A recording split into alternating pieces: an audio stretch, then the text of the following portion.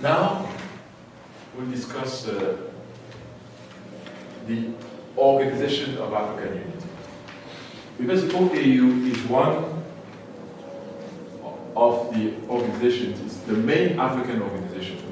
It's an intergovernmental organization created on the 25th of May 1963 in Addis Ababa. But before we get to the creation of the OAU proper, which is only at that third stage, I suggest that we go back and look at the international environment which was observable at that time. You remember that 1962 is really the height of the Cold War movement in terms of possible war situation with the Cuban Missile Crisis of 1962. That's when the world came to the brink of yet another conflagration, another problem between the Soviet Union and the USA, with when it was discovered that the Soviet Union was mounting a launching pad on the Cuban islands and also putting listening devices to listen to what is happening in America. As you know, Miami is only 40 minutes a flight from Cuba. So it was discovered that they were doing that, which is of course illegal. And then there was a big confrontation between the USA, USSR, and Cuba, which was on the side of the USSR. So 1962 was really a period of tension, of heightened tension. But before that, the Cold War itself started, of course, on the 5th of June 1947 with the Marshall Plan. The Marshall Plan is one of the launching events of the Cold War, because it was a signal to the world that the United States of America is coming to the help of an ally, Western Europe, in a very concrete and financial manner. That was very clear. And of course, it was also the reconstruction of Europe and the strengthening of the Western Bloc again, which was on the brink of going down, and the communists with the Soviet Union were mounting their propaganda in the Western camp, precisely to say that if the Second World War has happened, it's because of the spirit of capitalism and so on. So the post-1945 was a period of installation of a Cold War, and 1962 was really the peak of that time. Okay, and you will see that in Africa, African countries will come to the fore, really, in the 1960s, and more particularly in the year 1960. Because on that year, 1960, you have 15 African countries that will join the United Nations organization in 1 year, okay?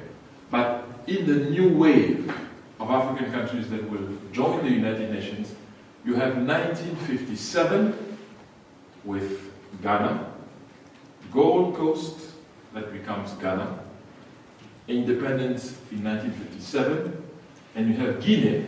Of course, Ghana is here. And you also have Guinea. I told you you have three Guineas. You have Guinea-Bissau, you have Guinea-Conakry, and you have Equatorial Guinea. The Guinea I'm talking about is this one, Guinea-Conakry. The capital city of this Guinea is Conakry. It's French-speaking. It will become independent in 1958, September 13th, 1958, after having refused the proposal made by General de Gaulle to join what they call the French community. And Ahmed Sékou Touré, the president of Guinea, Ahmed Sékou Touré said a resounding no. Okay? So, as a result of that, Guinea became independent as early as 1958. But the majority of African countries would start to becoming independent from 1960. Okay? So the situation at the United Nations is that when the United Nations were created, you only had about 4 African countries there, really, which were, of course, Ethiopia, you had Liberia, you had Egypt, and you had South Africa. These were the countries that were there. So the new wave will start really in 1960.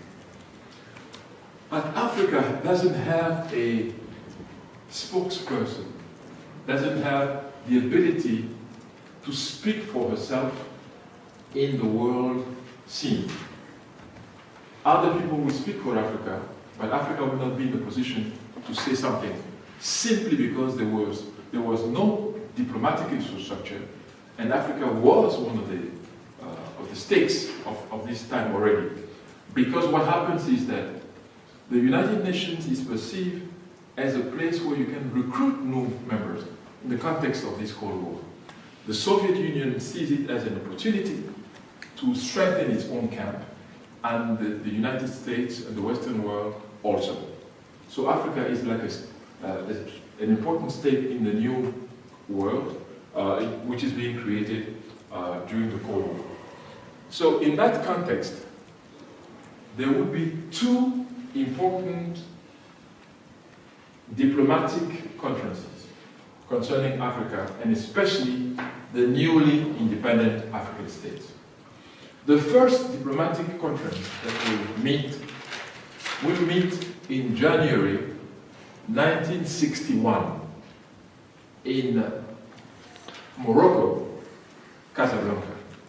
As you know, Casablanca is the economic capital of Morocco. It's also the point of entry of Morocco. The countries that will meet there will meet in order to assess the situation, the African situation, and give their position on the major events of the day. To an extent where African countries were not able to do it, they felt that they needed to do something and to say something concerning the African position.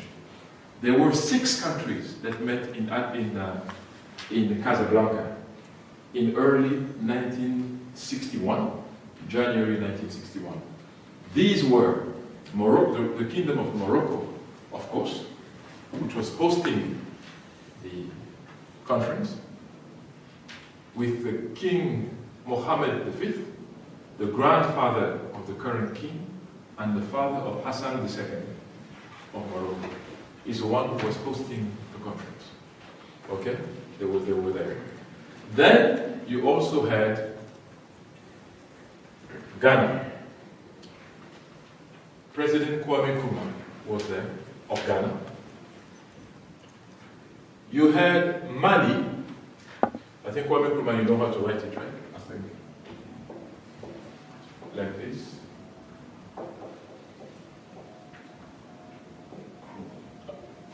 I think so. It is a key.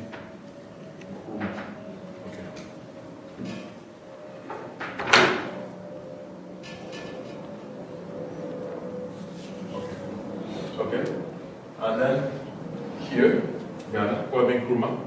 You had Mali, which attended also. Mali, the president of Mali was called Modibo Keïta.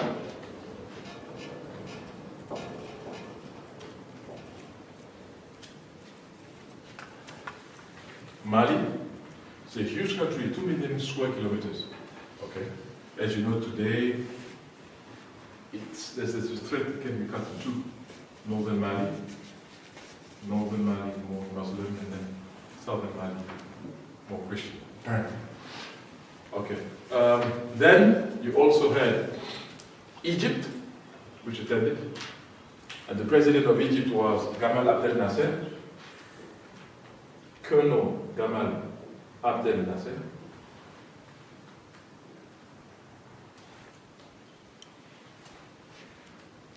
Is also called a Rais meaning, of course, president, meaning chief, meaning the head, the leader, Gamal Abdel Nasser.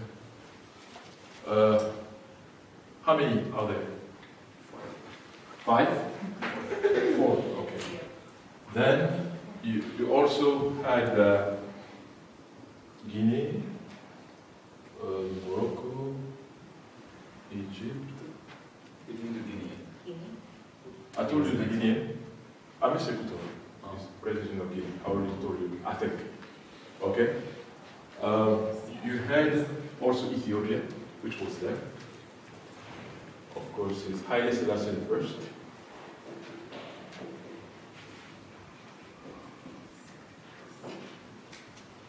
Ethiopia being here.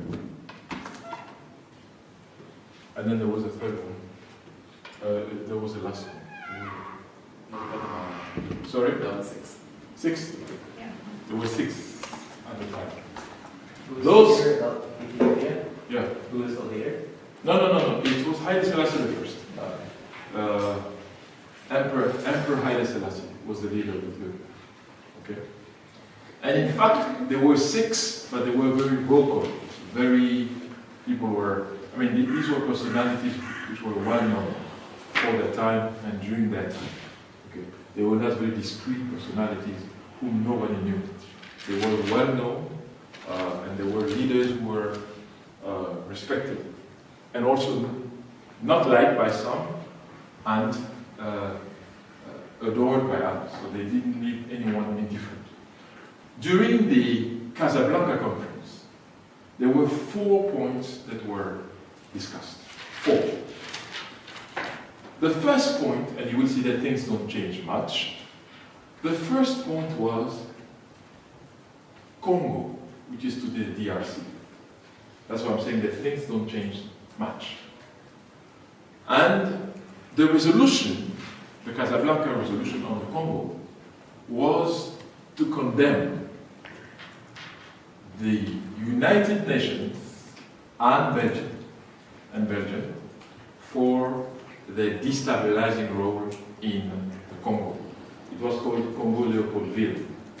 Okay, it was not called DRC then. It was called Congo-Leopoldville after Leopold II, King of the Belgians. I think that's how he's called. He's not called King of Belgium, but King of the Belgians, if I'm not mistaken. If there are Belgians in the class, you can correct me if I'm wrong. Okay, so that was the first resolution. The people from this group condemned both the United Nations and they condemned also Belgium. The United Nations had sent the first peace mission in Africa was sent in the Congo. And today, in 2017, what do we have? Aren't they still there? Still. There is today the peace mission of the United Nations in the Congo, as we speak, in 2017. Okay? Second resolution of the Casablanca group had to do with Algeria. Algeria, which is of course here, a huge country also. The resolution on Algeria condemned French activities and pretensions, according to them, to keep Algeria a French department, as you say, a territory of France. Not even a territory, but a department, a part of France as a department. So they condemned that, which they called, of course, neo-colonialism. Okay. So that was the second resolution on Algeria. The third resolution had to do with South Africa and Southern Africa. That is to say, apartheid in South Africa and colonialism and racism and colonial domination in Southern Africa. What we mean by Southern Africa is Portuguese Africa as well. Mozambique, Angola, and so on. All these. And of course, as you may imagine, there were hard words directed against South African apartheid regime, which they condemned as unacceptable, inhuman, and totally out of date. You can expect that at that time. Concerning Mozambique, the Portuguese, they called for an early end of colonialism by the Portuguese in Mozambique, Angola, Guinea-Bissau, and so on and so forth. Cape Verde. These were Portuguese territories in Africa. And they also condemned racism, of course.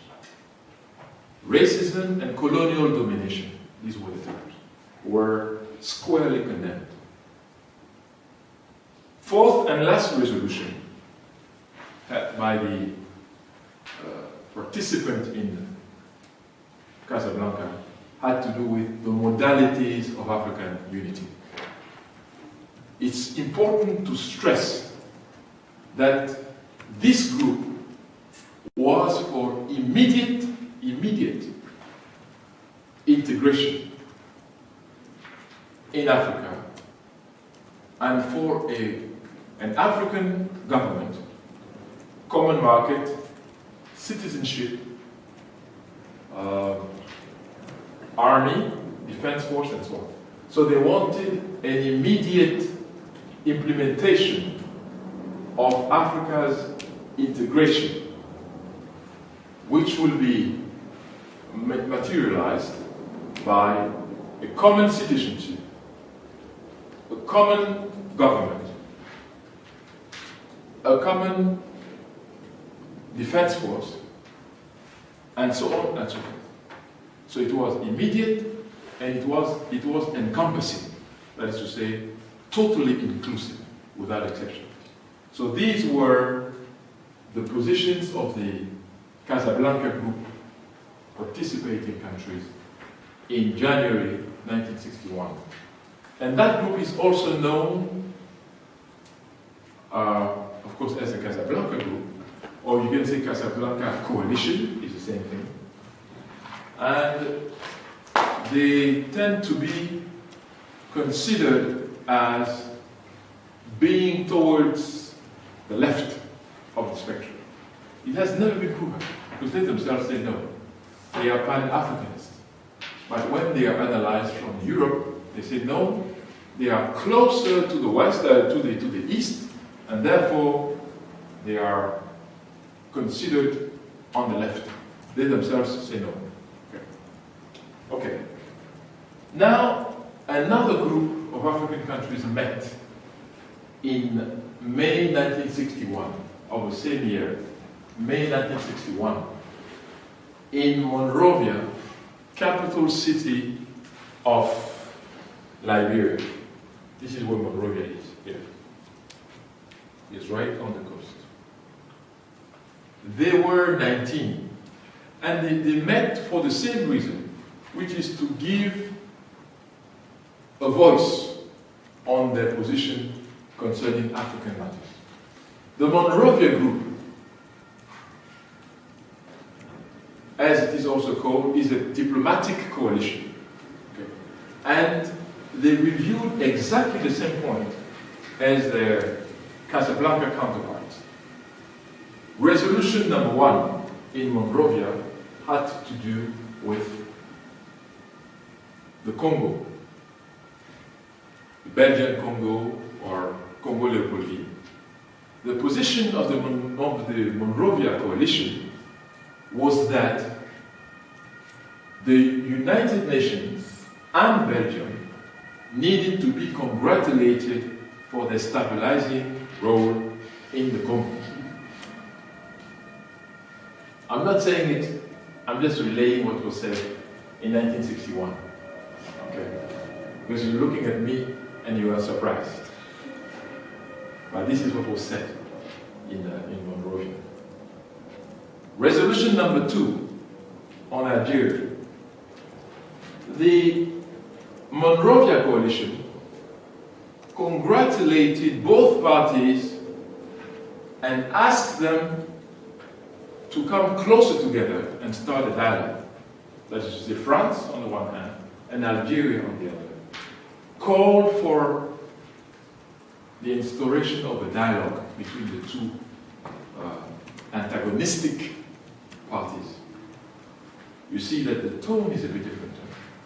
Here they will call for a dialogue to be installed between the antagonistic factions or parties. Number 3, the third coalition, the third resolution will have to do with South Africa, apartheid in South Africa, racism and colonialism. And here there is a converging trend because the Monrovia group will also very bitterly condemn South Africa, of course, for its inhuman system of apartheid, and will call for the end of colonialism and racism in Southern Africa. So you see there's a point of convergence here between the two coalitions. And concerning the fourth and last point, in fact, there will be a big and a major difference. The Monrovia coalition is not against African unity. They claim, and they will restate that they are for African unity. But they are not in accordance, they are not in agreement with the modalities which are proposed by the Casablanca group. They say yes to African unity, but it must be gradual, it must be kept to economic sub-regional integration. No to political integration, to governmental integration, to citizenship, to common market and so on. No, they say they agree with the idea of African unity, but on condition that it should be implemented at the economic level, but also at the sub-regional levels of Africa. I told you the other day, I don't know whether I mentioned to you, that there are 5 sub-regions, in fact. The OAU recognizes 5 sub-regions. I don't know whether I had the opportunity to tell you to this group. The OAU from the 1964 summit, which was held in Cairo in July 1964, determined that Africa can be viewed and divided up into 5 sub-regions. The northern sub-region, that is here, basically the Arab states of Africa, basically.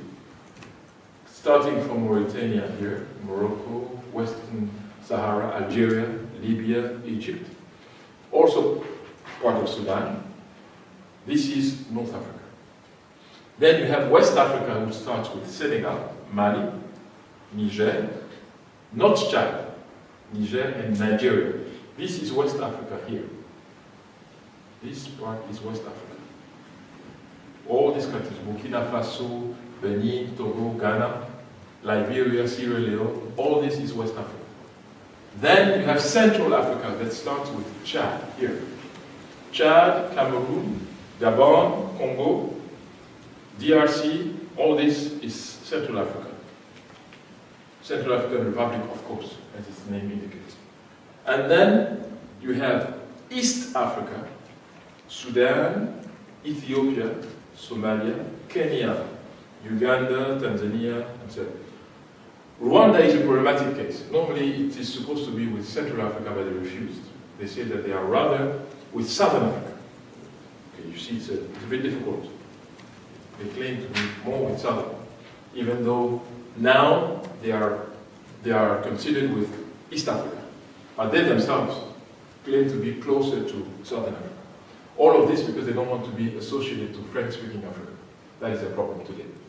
They have a big grudge against France, that's why. Okay? But anyway, this is Eastern Africa, and then of course you have Southern Africa, starting with Zambia, Angola, Namibia, Botswana, Zimbabwe, Mozambique, Tanzania, and so on. South Africa, of course. And then you have the ocean, Indian Ocean here, and all the islands which are placed on the African coast belong to Africa as well.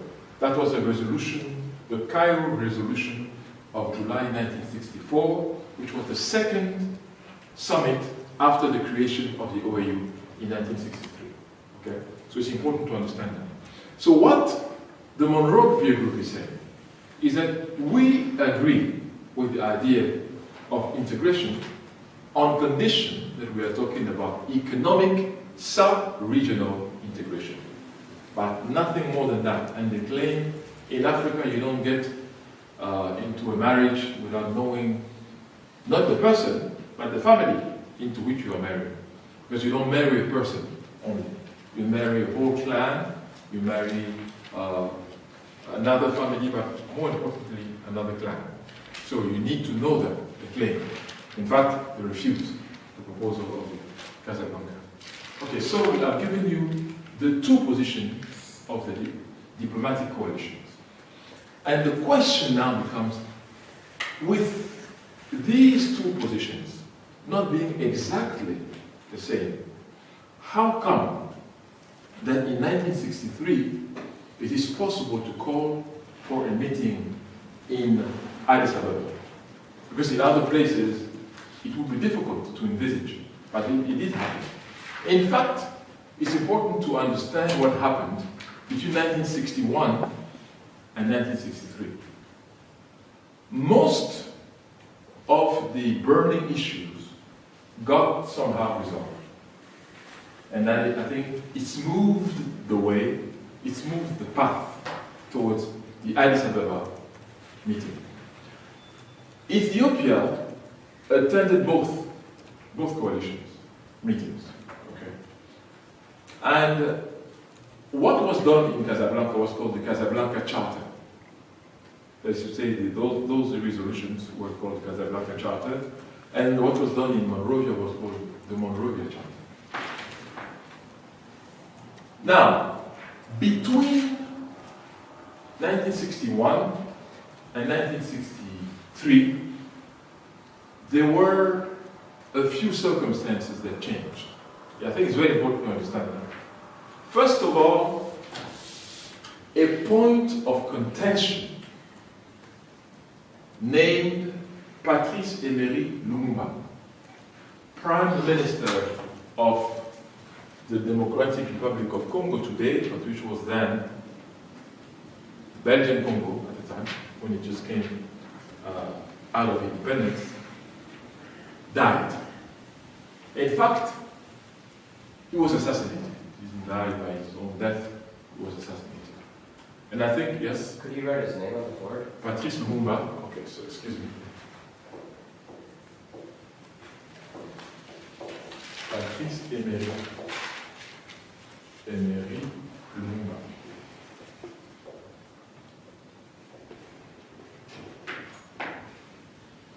This is BA.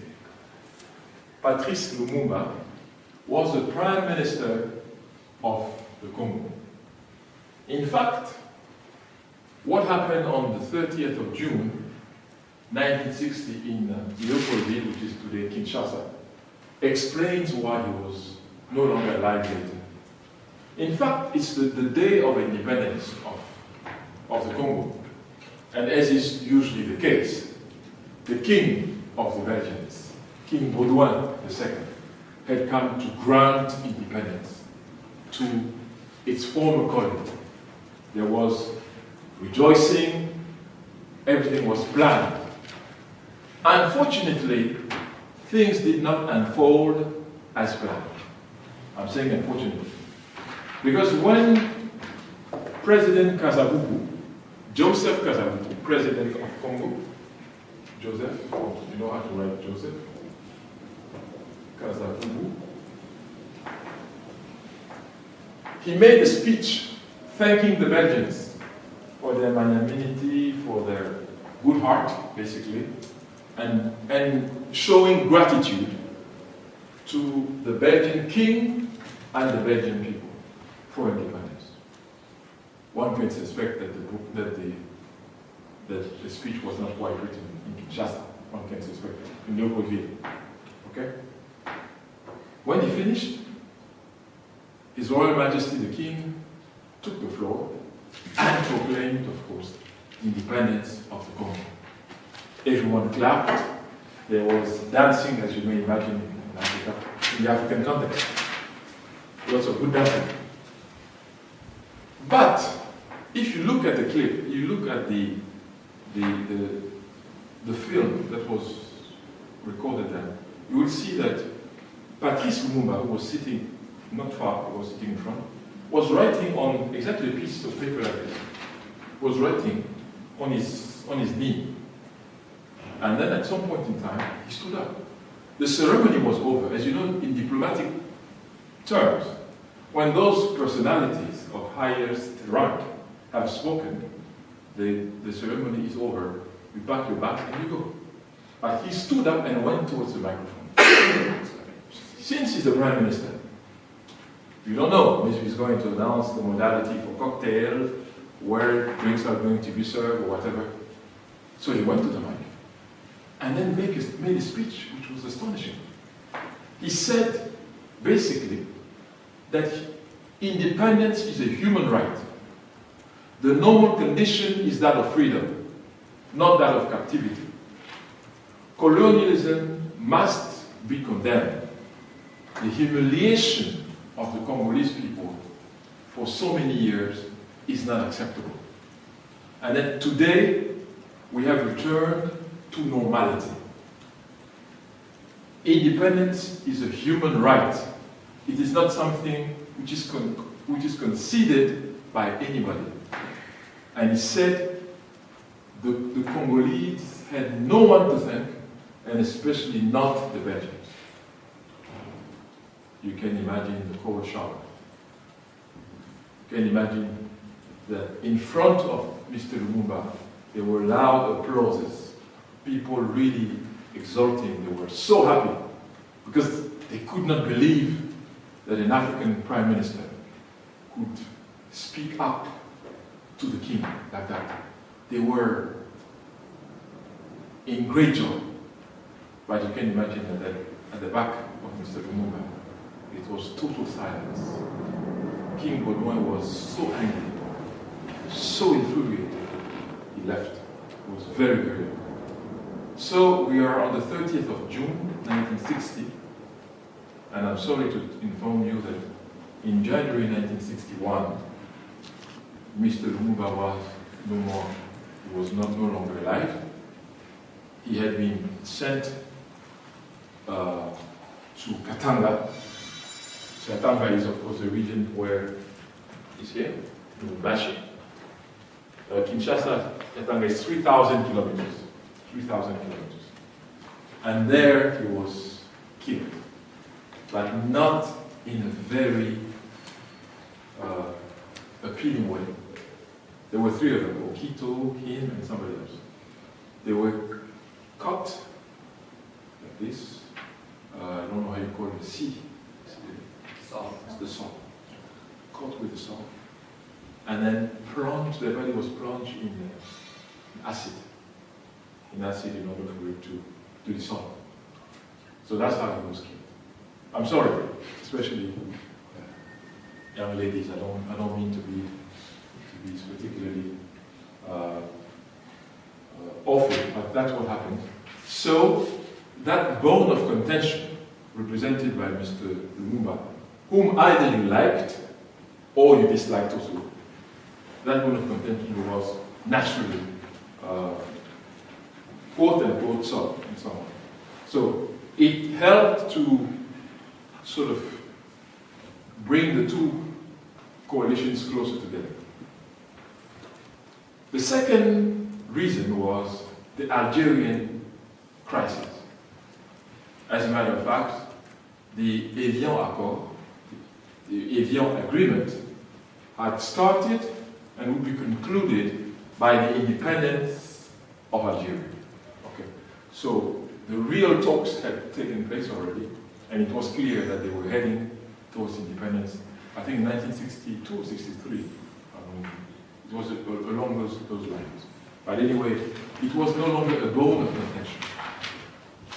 So, and in fact, the reason why it was possible is because of Ethiopian diplomacy. Ethiopian diplomacy was able to go both to the Casablanca meeting and to the Monrovia meeting. But they had the most experienced diplomats in Africa. Because in fact, they had been attending all diplomatic conferences around the world. So they were good diplomats who knew how to create a synthesis of documents. They were asked, therefore, to take the Casablanca Charter and take the Monrovia Charter and try to do something which will become the Addis Ababa Charter. Haile Selassie I, the Emperor of Ethiopia, put the whole diplomatic machinery at the service of calling for a conference which will create the OAU. And that was possible in 1963. Okay? What is very important is to know that Ethiopia was accepted by both the Casablanca group and the Monrovia group. And there were very simple reasons for that. They were good partners for both. The Casablanca group considered Ethiopia as the example of a country with a proud history, a proud African history. Because the Casablanca group was very attached to the notion of African dignity. So they viewed the Ethiopian delegation and king, that is to say, emperor, as a good partner and ally. The Monrovia group also accepted Ethiopian mediation and intermediation, I would say, because in fact, an emperor is necessarily a conservative person. An emperor cannot be revolutionary in any way. I have never seen an emperor who's really for the revolution. In other words, to change everything at once. Right? When you're an emperor, you tend to be on the moderate side.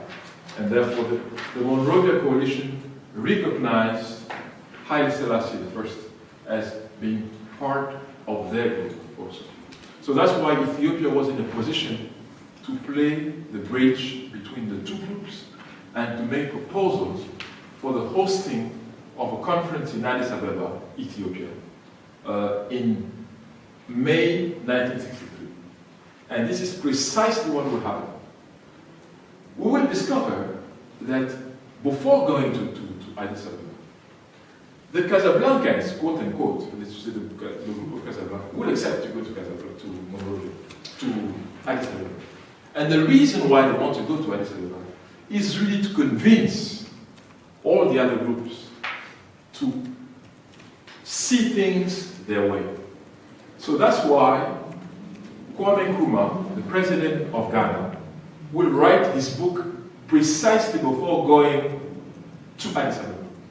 And the book is called Africa Must Unite.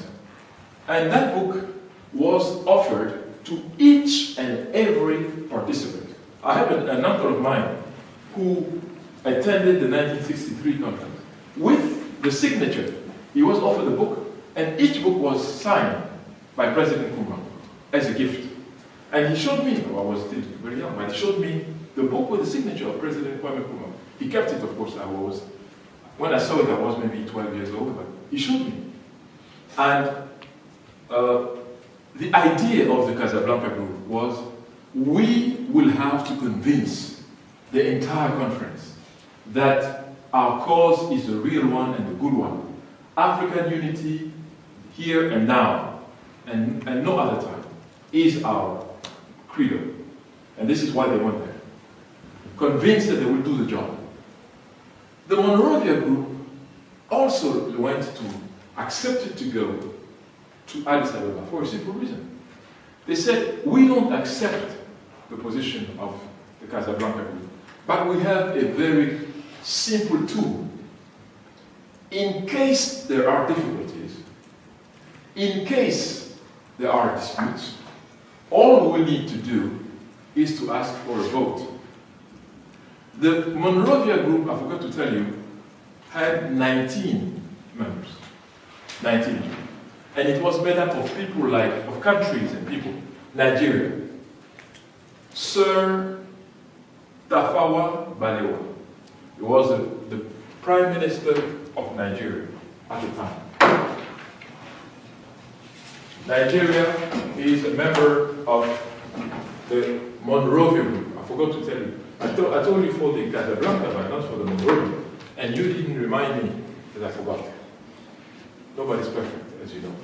Okay? One can forget. So Nigeria is part of the Monrovia Group. And his Prime Minister is Sir Tafawa, just as pronounced. Tafawa Balewa. It's written as it is pronounced. In this group, you also had Senegal. The president of Senegal, of course, which is here. The president of Senegal is a president poet, Léopold Sédar Senghor. I think you've heard of him, hopefully. And he's the father with Aimé Césaire of Négritude, a current in French, African French literature. Léopold Sédar Senghor.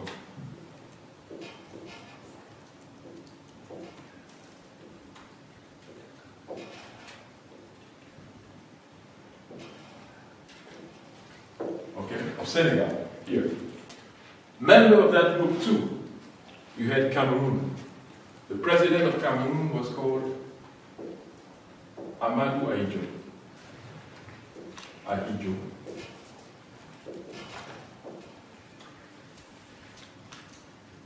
Gabon, which is here, the president of Gabon was called Léon Mba.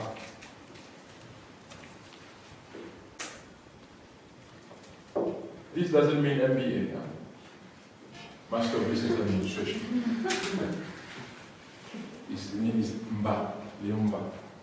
Okay, and also here you had Mauritania. Mokhtar Ould-Dala. Mauritania was a member of that group.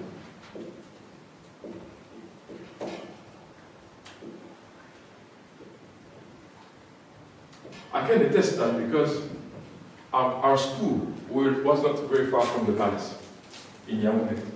So when they went to the palace, all these people were coming to visit. We would be asked to get out of our classes and go and clap when they pass. So we knew, we saw all of them. Senghor, all these people, we used to see them. So we liked when they were in town because then we spend 1 or 2 hours, sometimes even the whole morning, waiting for them. Okay?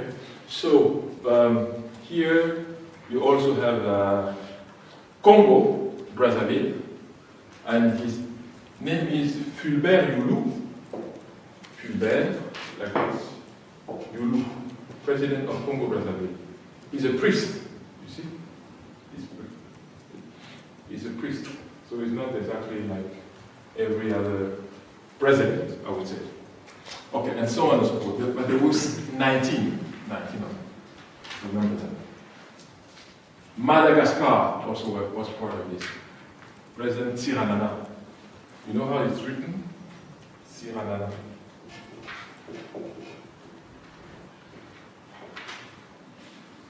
Madagascar, which is here. The Malagasy Republic in English. And in French it's Madagascar.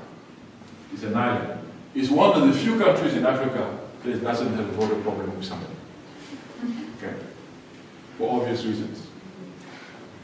Most of African countries have problems with their neighbor because they will contest the drawing of the border, as I told you, in Berlin between the 15th of November 1884 and the 23rd of February 1885, where most of the border were drawn, and Madagascar does not have that problem, nor does Mauritius Island. Okay. They don't have border problems, for obvious reasons. Okay, these people, 19 of them, agreed to go to Addis Ababa, saying that if worse came to worse, what they would do is ask just for a vote on the resolution, and they cannot lose the vote, right? They will win all the resolutions because they cannot be voted out. They cannot be outnumbered, that's the term. Okay. So they say, okay, we go to Addis Ababa. These guys from the Casablanca group cannot impose anything on us. If we get together, we vote, they will be always in a structural minority. It's called a structural minority, when you cannot change because of the quantities, you cannot win. So they went. So, as a result of that, it was possible to envisage the holding of the Addis Ababa meeting. Now, I think maybe before I get to the Addis Ababa meeting, you want a bit of the, I see that, but if you are the only one, it will not be a democratic, no.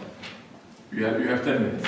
10 minutes before we go to the way the Addis Ababa meeting went. Because if you understand how it went, you will understand why there were problems later. And why they didn't even realize that they were getting into problems in Addis Ababa. Okay? So you have 10 minutes. 10 minutes break. Or I drink my whiskey. I hope that you will not report me to the director. Professor Pondi is drinking whiskey in class, which is bad, of course. I don't drink alcohol, so I don't think I will start drinking whiskey here. 22nd and the 25th of May 1963, as a result of the transactions carried out by the Ethiopians, invitations will be sent by the Ethiopian emperor, using his own jets and so on, crisscrossing Africa. He would designate ambassadors, Ethiopian ambassadors, to go and attend the invitations personally to the different heads of state and so on. So in fact, they will take that very seriously, and at the end, they will be ready for the founding conference of the Organization of African Unity held in Addis Ababa. Delegations start coming on the 21st, and the meeting will start on the 22nd of May 1963. In fact, there will be two different phases. The first phase will last almost the whole conference, from the 22nd to the 24th. It is a phase of confrontation between the two coalitions, basically.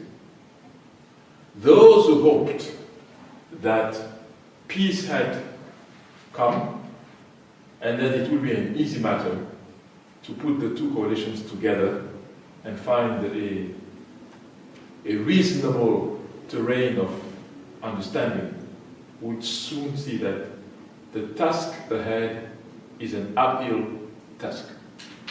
In fact, President Kwame Nkrumah will be the first to open, I could say, hostilities. And then he would say, he would reiterate the same proposals made by the Casablanca group, that we cannot afford not to unite and not to create an encompassing organization here in Addis Ababa. And that if we leave Addis Ababa without doing that, future generations will hold that against us. And he went on to make the same proposals. One citizenship, one government, one continental defense force, and so on and so forth. Common market. And the first person who would respond to him will be Sir Tafawa Balewa, the Prime Minister of Nigeria. Exactly in the same lines that the Monrovia group held before, saying that it is a good thing, but it is much too early. And then even if there were to be unity, it has to be gradual unity and limited unity. Economic and sub-regional. Same thing.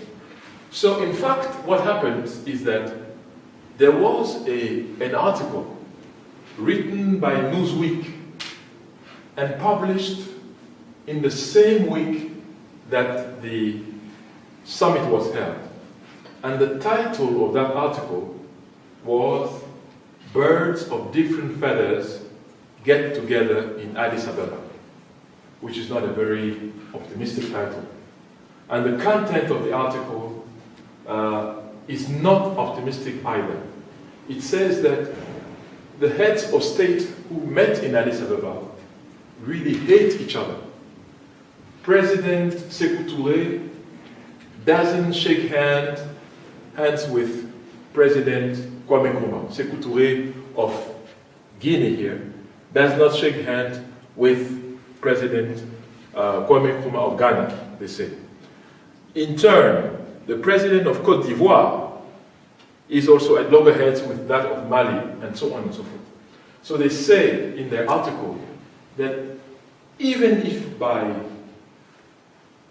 extraordinary circumstance they were able to settle with something, the whole organization cannot last more than a year or two. That was their conclusion, which is not a very optimistic conclusion, to say the least. In fact, things were looking that way. After 120 speeches, 120 speeches, between the 22nd and the 24th of May 1963 at night, finally, the president of the provisionary government of Algeria, Ahmed Ben Bella, took the floor.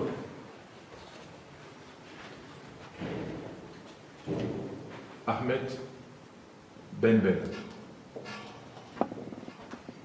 president of the provisionary government of Algeria. He took the floor and he spoke for 3 minutes. I was not there. I was not in the room, but this is what I read from the minutes, the detailed minutes of the meeting. He spoke for exactly 3.5 minutes. And this is what he said. He said, and we were a few minutes before midnight. He spoke at around 11:43. That is to say, not nearing midnight, nearing the 25th of May. He spoke and said this. He said, how can we, my dear colleague, talk about African unity? It is a nonsense to speak about African unity when huge parts of the continent are still under foreign control and colonial domination. It does not make sense to do that. And he says what makes sense is to liberate the continent first, to make sure that all parts of the continent are free and under African control. Then we can talk about African unity of a liberated continent. This is the proposal of Ahmed Ben Bella, the provisionary president of Algeria. And he says, we the Algerians are prepared to send 10,000 mujahideen. Mujahideen are the peasant combatants who were fighting the French in the Aurès. Aurès are the mountains around there in Algeria and so on. So they're saying they're prepared to send 10,000 of those combatants to help liberate Southern Africa and put an end to apartheid in South Africa. It is only then that we'll be able to speak of African unity. And he closes his speech by saying that we must all accept to constitute a blood bank where we accept to die a little so that Africa could live free, respected, and in dignity. Okay? This is what Ahmed Ben Bella says. He says, so his speech has 3 phases. First, an observation. If we talk about African unity when large chunks of the African continent are under colonial rule and foreign control, it does not make sense from a rational standpoint. What we must do is switch our priorities. Make sure that it is of a liberated continent that we're talking about and that we're prepared to unite. That is his first observation and proposition. The second proposition is that the Algerians are not simply making a speech. They are proposing to send freedom fighters, because that's what they are, who have already shown what they can do in their own country. They're prepared to send them to Southern Africa to help for the liberation of that part of the continent. And they're prepared to do it tomorrow. The third point which he makes in these 3 minutes is to say that we must not be afraid to sacrifice our own lives. We must constitute a blood bank where we prepare to die so that Africa can live in dignity, in respect, and in liberty. These are really the words and the concepts which were put forward in 3.5 minutes. When he finished his speech, the whole room, it was in Africa Hall belonging, of course, to the United Nations, because they didn't have a hall by themselves, for their own. They rented the United Nations, and if you go today to Addis Ababa, ask where the founding conference was held, they will show you it was the United Nations Economic Commission for Africa, where it was held. The whole hall stood up, danced, as we know how to do, dancing, feasting, shouting, and on that particular at that particular time, they started to come to sign the OAU Charter. The problem and the real tragedy, in my view, and I make that analysis in many of the articles which I published then, a long time ago, before you were born, because it was about 30 years ago that I made that analysis. And I said that it was the spirit of Addis Ababa was not what was supposed to be seen and heard by everybody. In fact, most of the delegates came with the heads of state in front of the delegation. They signed a document, yes, called the Organization of African Unity. That was the document they were signing, fine. But the reason for their signing that document had nothing to do with agreement concerning unity. There has been no agreement whatsoever.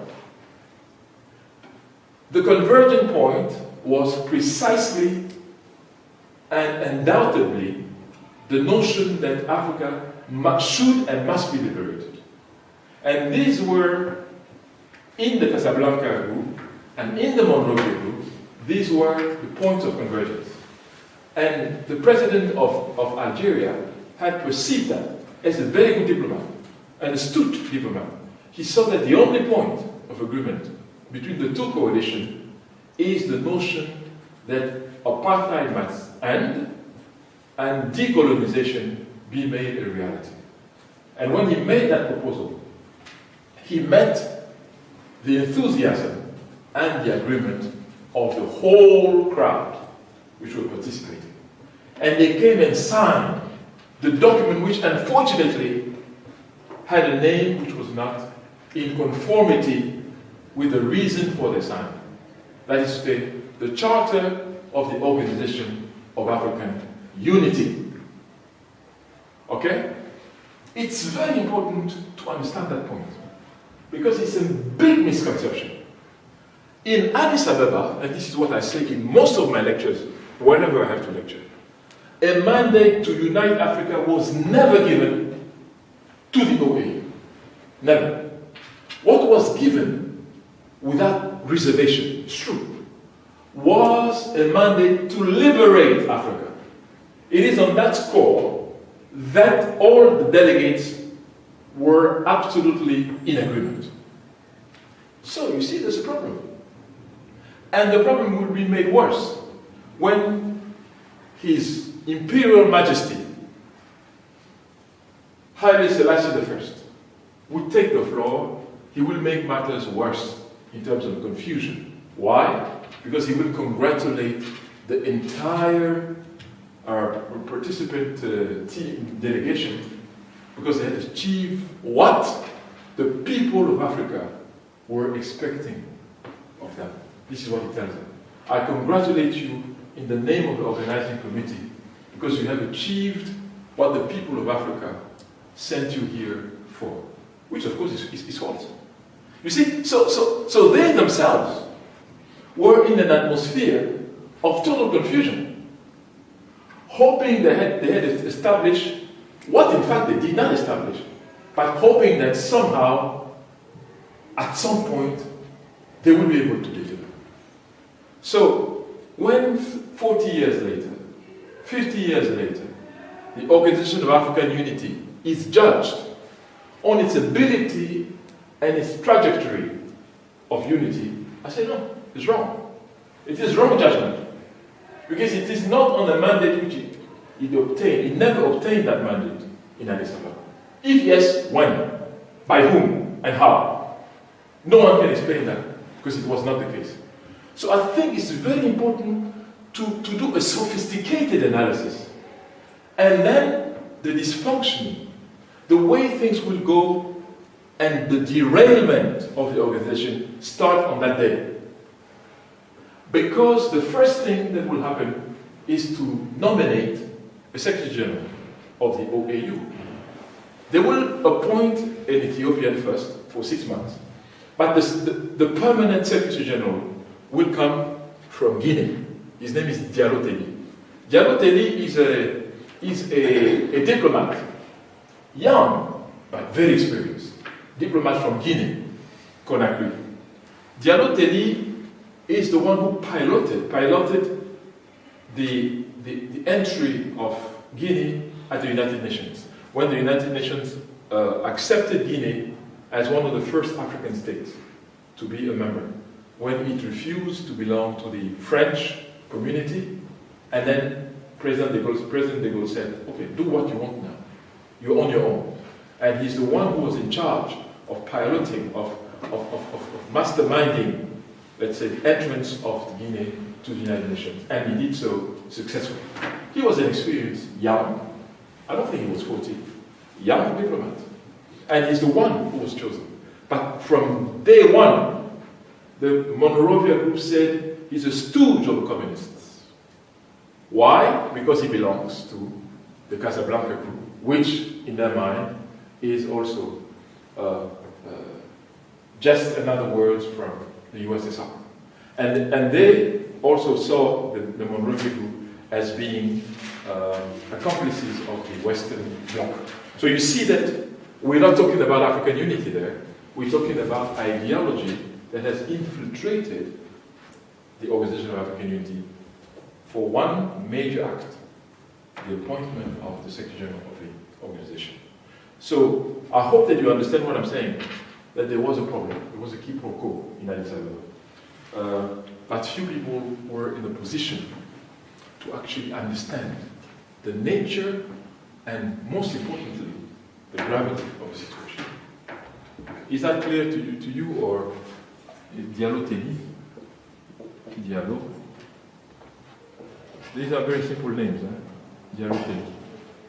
Diallo Telli from Guinea. Yes? I do have some questions. So, at the beginning you said that the Casablanca convention or the Casablanca group coalition was seen from the West as being very left or yes. being very close yes, to the US. Because we were in a Cold War situation. But then in the aftermath, or like a couple of years later, also other African states viewed them as being socialist? Or because African states don't have an assessment of their own. Okay, So Whatever is said by the West is what they think is true. And Moravian group, they didn't consist of the Casablancan group as well? No. No. So The Moravian group was separate, yes. Sure.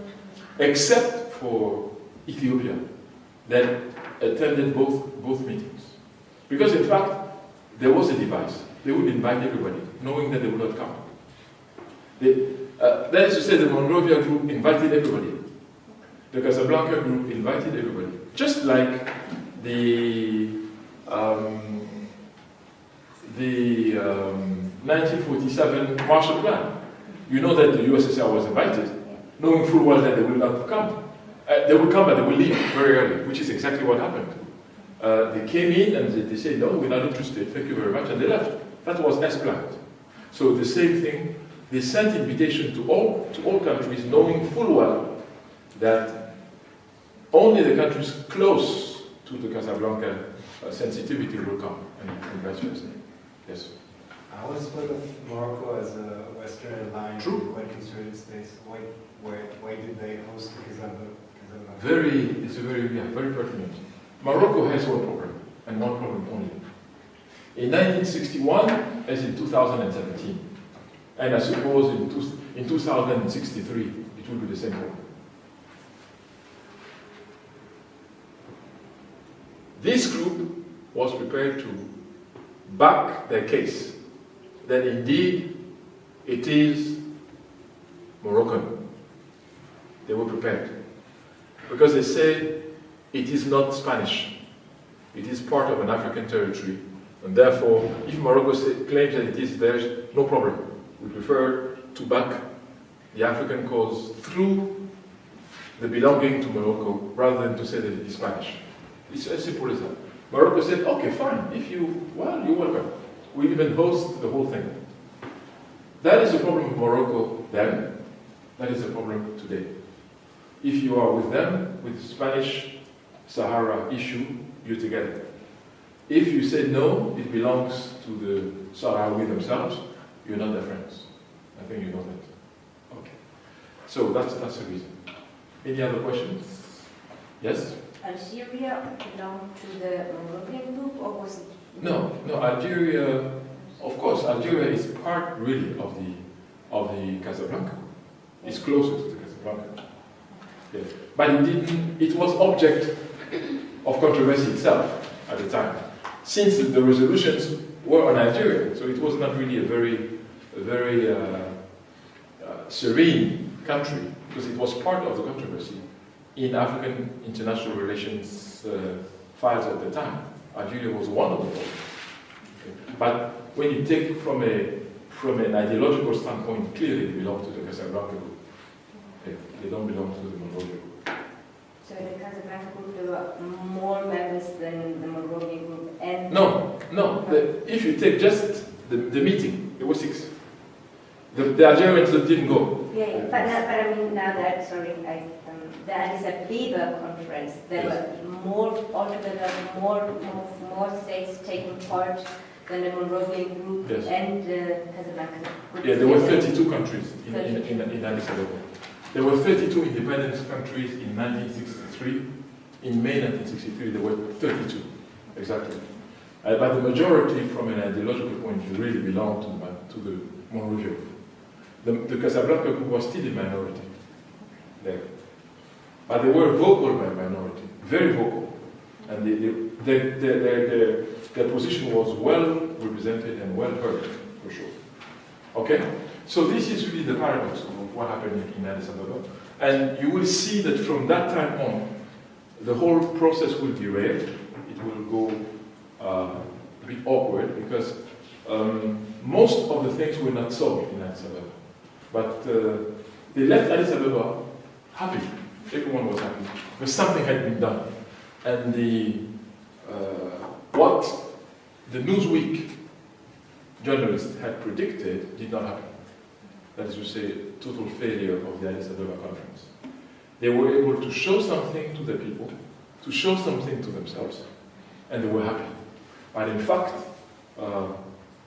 problems would just start from there. Because you will see that the organization would start to be paralyzed little by little, because the faith in African unity was not there. You had a few who had a flame, but they were not in a position to give the impulsion that is necessary, because they were in the minority. In fact, the Western countries were supporting the Monrovia group, because especially a country like France, which had agreements with all of the former colonies, which were defense agreement, economic agreement, and so on. These agreements were secret, meaning that no one knew the content. But the content was, we continue to exploit as before. That was the tone of this agreement. And so it was in contradiction with the notion of African integration, which entails somehow economic autonomy and economic sovereignty. So that was a problem. The British had a different approach. They gradually let go. They gradually let go, and English-speaking African countries would show more autonomy as the years go on, vis-a-vis Great Britain, to the extent which was not detectable, which was seen in the English, in the French-speaking part of Africa. That is, it's something which everyone can observe. I'm not inventing anything. It's the truth. Okay? And I'm not giving a value judgment to that. It's just something which everyone can see. Even today, you see that there's more detachment. The French-speaking are closer to the French than the British are to their former colonies. Ghana, Nigeria, Kenya, they go more or less for their own way now compared to the French, the former French speaking. Okay, so I just wanted to bring these points, and the spirit of Addis Ababa Revisited is that. Is a notion that something happened in Addis Ababa, which was hailed, praised by everyone, but in fact, it did not happen. Okay? What was supposed to happen did not happen in the way it was expected. And then, the balance sheet of the OAU is rather, in my view, in conformity, not in contradiction, with the real mandate given. Today, no African country is under the yoke of colonialism. It's true. Today, apartheid in South Africa is finished.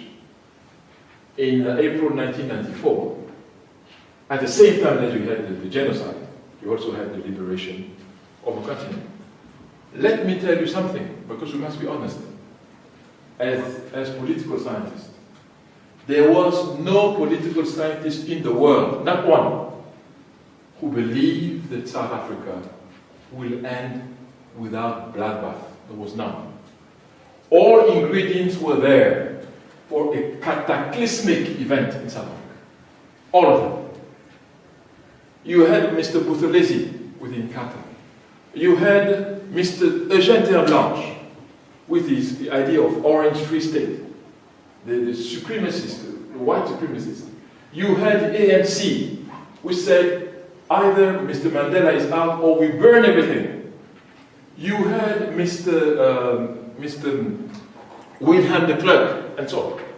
It was a catastrophic situation.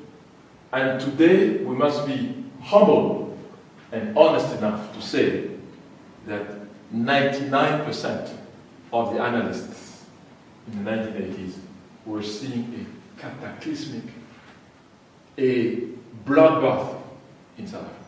It did not occur. It did not occur. And South Africa was able to become a democracy and even to show the way to the rest of the world. And that was not in the analysis of the specialists. Because one must be honest. And I was a PhD program, I was a PhD student then. So it meant that I read everything that was available. As you know, every PhD student is like a workaholic. You have to read everything because you don't know what you need and what you don't need. And my topic was on South Africa and the OAU. My topic was, how come that African countries condemn South Africa during the day, and at night trade with South Africa under the table. That was my topic. You see that I'm not one for easy topics usually. Even my books are not known to be very easy books, very easy topics. But so I was really glued to everything that was coming out. Nobody had anticipated a peaceful resolution of the apartheid, the end of apartheid in South Africa. And I say nobody. And I stand to be corrected, if you see somebody who did, please, you have my email. Mrs.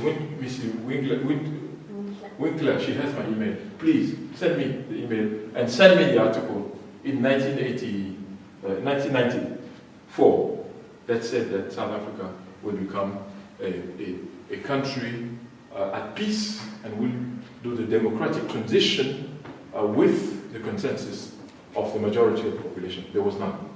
So the OAU has worked for 20 years on that.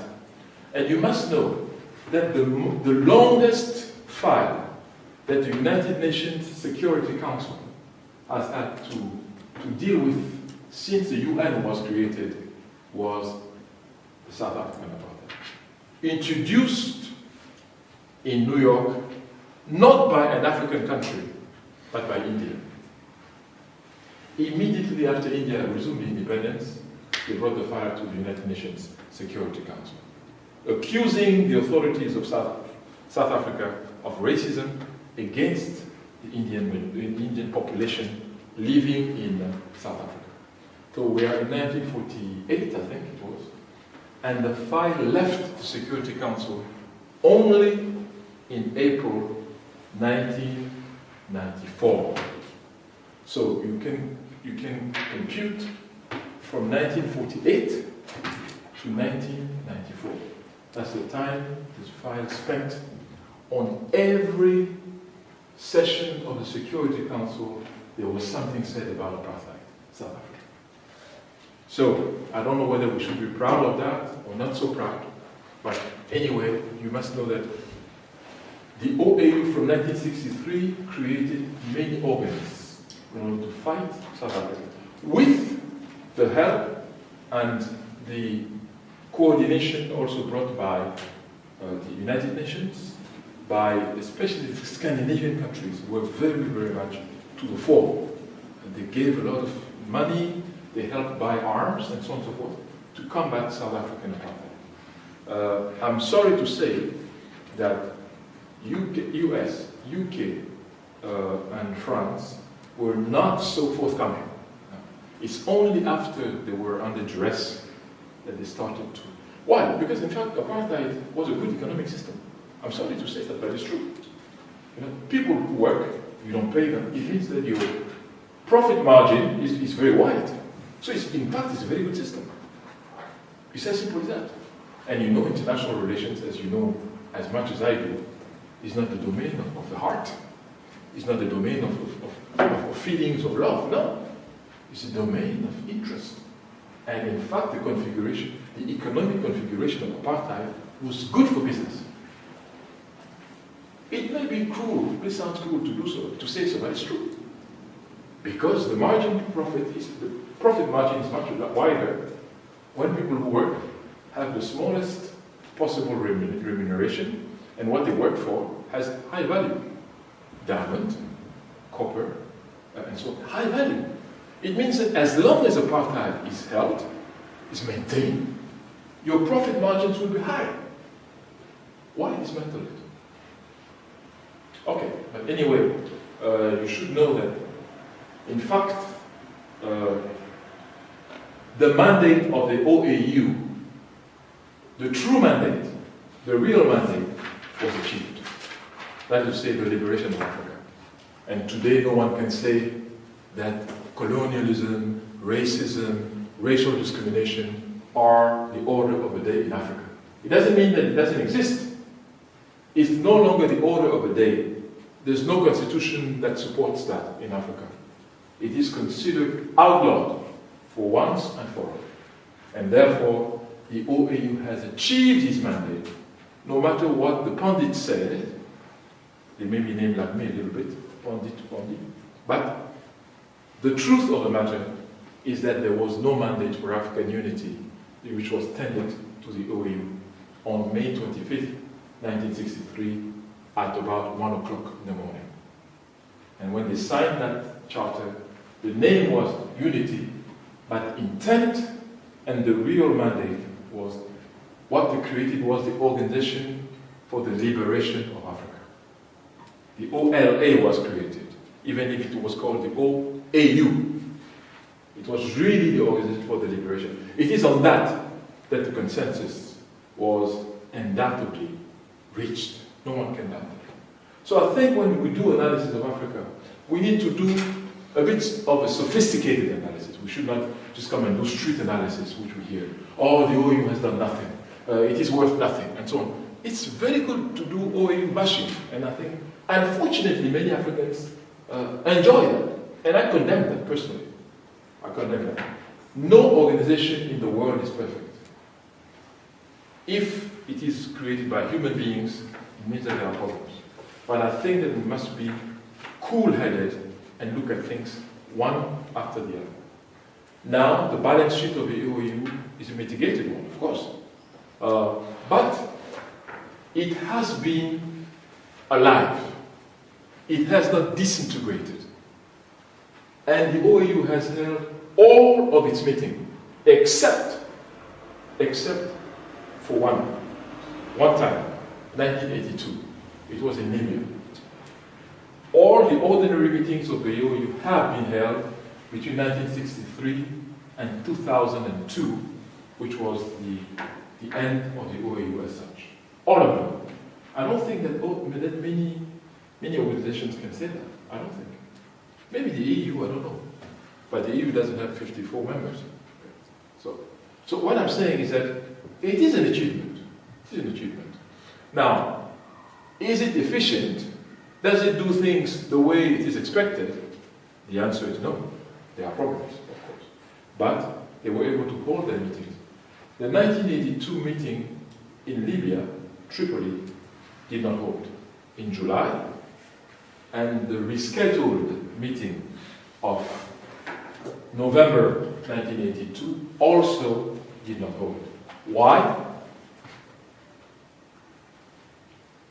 Western Sahara. In the meantime, the idea was to,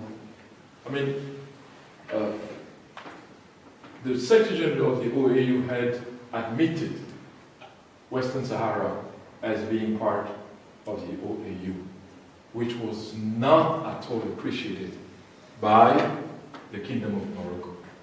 Okay? So the Kingdom of Morocco brought again the split within the OAU. Those who were supporting it, like the Zaire of President Mobutu, were supporting Morocco and so on, and those who were against Morocco, like Algeria. Algeria was very much against Morocco and was supporting the Western Sahara, the newly created republic. So the quorum was not attained. The quorum was not attained in Tripoli 1, which was July 1982, and in Tripoli 2, which was November 1982. Those were the only times when the OAU was not able to convene, and I think it is a big success. Now, the OAU had another problem, which was financial. The budget of the OAU, please open your eyes, because for you it will be unbelievable, was $29 million between 1963 and about 1985. $29 million per year. If that is not ridiculous, I don't know what else could be more ridiculous than that. Because it's the kind of money that is spent in the United Nations operations for 1 year, and sometimes less than that, in Darfur and so on.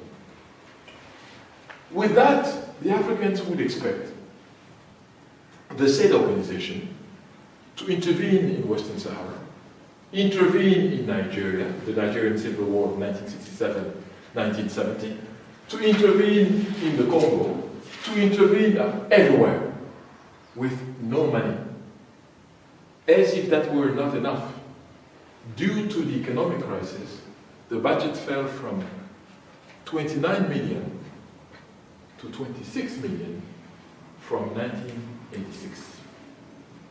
What we were not able to do with 29 million, by no magical trick were you able to do it with 26 million.